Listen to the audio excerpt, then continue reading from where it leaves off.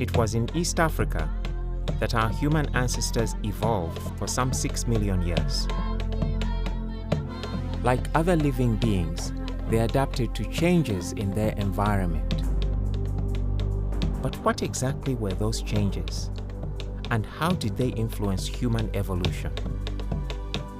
New research is revealing details of how a changing climate may have pushed our early ancestors to become the humans we are today.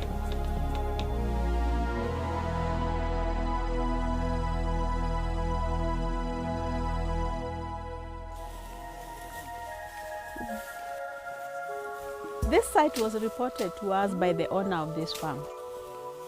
The owner reported it to the National Museums of Kenya.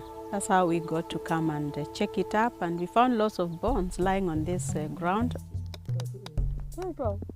Slowly and methodically, anthropologists are piecing together a timeline of our human ancestors. By 6 million years ago, they had gone from living in the trees to both climbing trees and walking on 2 feet in search of food. But by 2 million years ago, they were primarily living on the ground. As we come through our evolution, we abandon the life in trees. And what that means is if we abandon life in the trees, we have to be good walkers on 2 legs when on the ground. Because when you walk on the ground, there are lots of dangers. For decades, scientists have worked with the idea that our ancestors left the trees because of a drying of the environment. In general, East Africa has become progressively drier over the past 5 million years. And the landscape has changed from one that was predominantly covered by forest to one predominantly covered by grassland and sparse forest vegetation. But was it simply a long drying trend? Or was there something more complicated about the climate that favored our ancestors' key traits, such as upright walking and increased brain size? To answer these questions, geologists have been studying rocky outcrops. But the rocks are typically weathered and eroded, so the view of the ancient past has been obscured. Do you think that you should be able to identify vertisols That is about to change. An unusual collaboration of anthropologists and geologists working in Kenya and Ethiopia has begun to refine the story of the ancestral human environment. The scientists are using drilling technology to collect sediments from ancient lake beds in areas where important human fossils have been found. By looking at the same interval of time when these human fossils are found, we can get a very detailed record of environmental change, particularly through a period that we already suspect from a wide variety of evidence is a period of major climatic change towards drier conditions. What we want to do is to get continuous and undisturbed lake sediment sequences, which will not have any gaps and which we can study at fairly high resolution.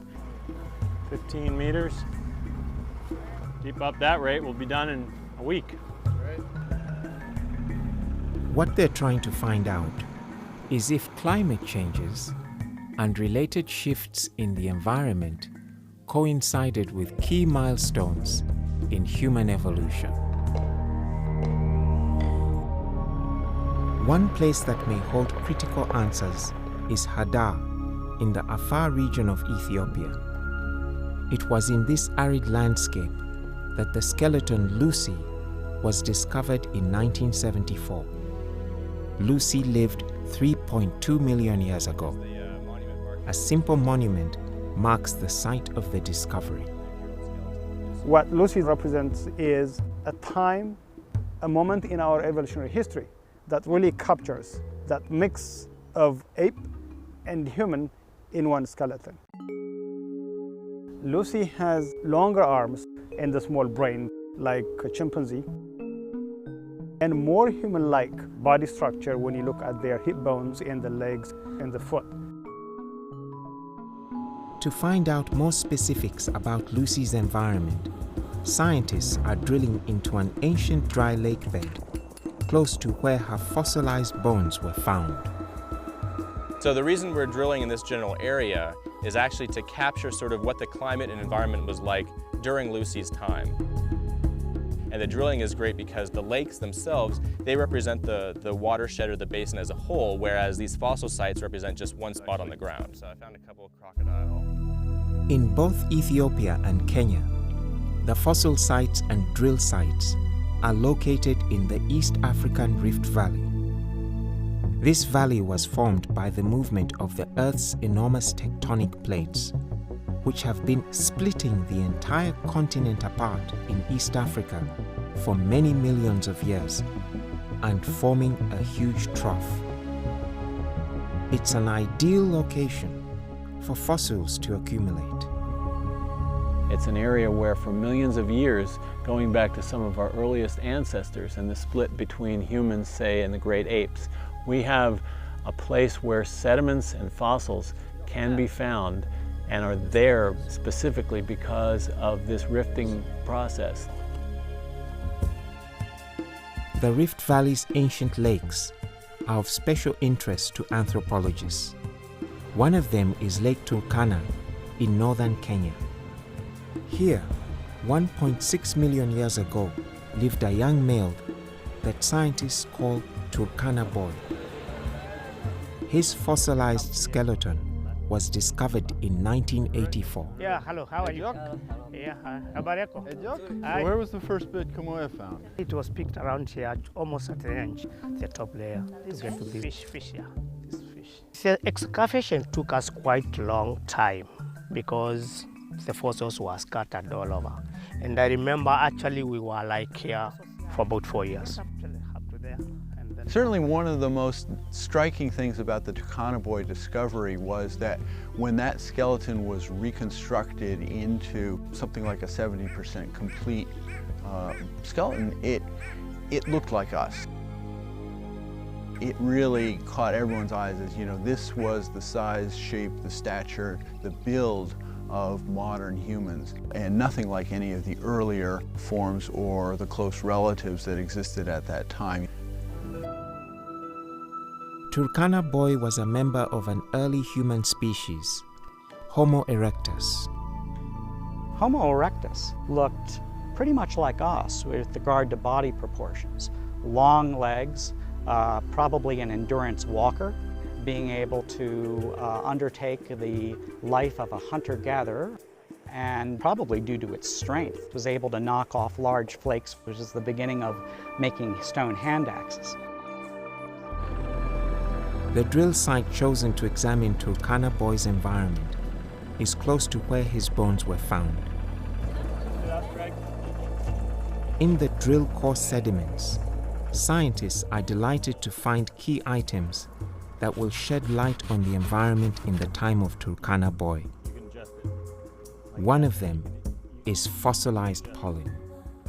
When you look at the pollen, it's a very good way of putting together a pretty detailed picture of what the vegetation was like at a certain time. A lot of it is based on the kinds of vegetation communities that you see today, but you also see vegetation communities that were a lot different as well. The question is, how did the vegetation in this region change with the drying climate? And how did our human ancestors adapt and evolve? One of the theories in evolution in general is that you have changes in the environment driving changes in organisms through natural selection, adapting to those environments. So if you rely on that type of vegetation as your food source, and those resources change, or you change the type of food source, you go from eating fleshy fruits to harder nuts, your teeth are going to adapt differently so that you can eat those types of food. Thanks to advanced analytical techniques, the secrets of our past can be studied as never before. For that, the drill cores have been sent to a special laboratory at the University of Minnesota in the United States. Here, scientists slice open the cores and extract all sorts of valuable substances locked away until now in the lake bed sediments. We'll be looking at charcoal that gives us a record of fire. We can see the fossils of roots in here and burrows from insects that would have formed on the landscape after those lake beds dried out. They find volcanic ash, which will give them the ages of the sediment layers. They take samples of organic compounds for geochemical studies of ancient lake temperatures and rainfall patterns. They even find the remains of minute creatures, such as diatoms and ostracods. Ostracods are essentially a little bivalve with a shrimp inside. They are sensitive to changes in water conditions. So we're hoping to use them as a means of understanding what the conditions were like in the Turkana Basin around 2 million years ago.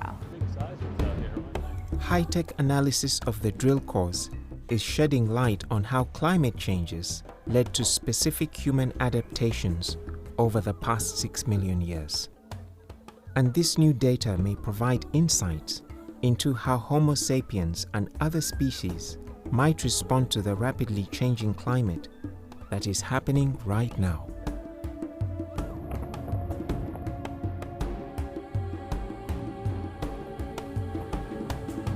Of the more than 10 human species that once lived on our planet, all but Homo sapiens have gone extinct. Some of them probably because they failed to adapt to climate change. All of those other species have gone extinct.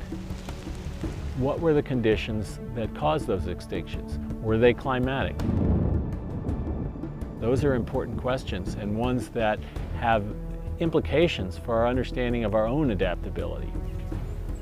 Learning precisely how environmental changes affected human evolution is crucial for us today, as we currently experience what may be the fastest changing climate in all of human history. Even though we are a young species, only 200,000 years old, the contribution to the climatic change and environmental change that we are bringing about is unprecedented. The good news is that we also happen to be a species with a brain capacity that allows us not only to transform the environment, but also to comprehend what it means, what it entails. So if we were to transform our environment in a sustainable fashion, that will give us a better chance of surviving into the future.